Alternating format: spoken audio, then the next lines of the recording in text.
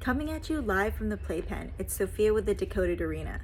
And today kicks off the first day of roster analysis. This is going to be a series where I analyze the rosters. It's not going to be an everyday thing, but we will get down there.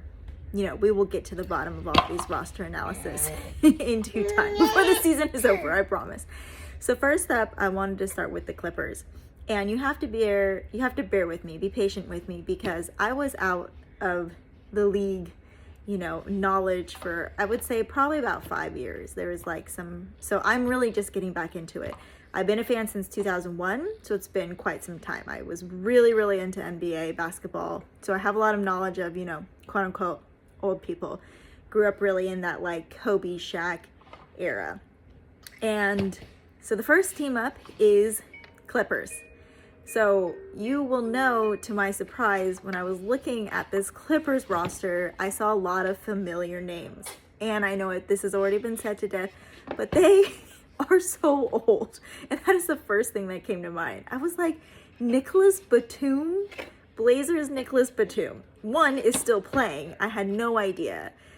But and they decided to sign him? I mean, I remember him being, he was quite a good player. I think he was a pretty solid defender. I feel like he probably shot some threes. But Nicholas Batum, really? And then I saw Brooke Lopez, who is at the ripe old age of 37. But that's not even it. Bradley Beal. I have lots of thoughts about Bradley Beal. I actually really liked him in the beginning. When he and John Wall were that young core, I loved watching them play. I thought they really complemented each other well, and it's a shame that they didn't keep it together. And it's also a shame, side note, about how John Wall went out, because I just loved seeing him play so explosively, but really he didn't keep it together because he couldn't shoot the ball. In addition to Bradley Beal, who I really think in his prime was actually quite good. He won't really give you anything defensively, but he was a pretty good three-point shooter. He wasn't a bad player. Was he ever worth any of his max contracts that the Wizards gave him or the money that the Suns gave him? Absolutely not. But, that's a topic for another day. As we continue down this list, we have James Harden, who I know has recently signed. I think Harden's, still a great piece, but no defense. And then you have Kawhi, who's a great defender, but only plays a little bit over half the games.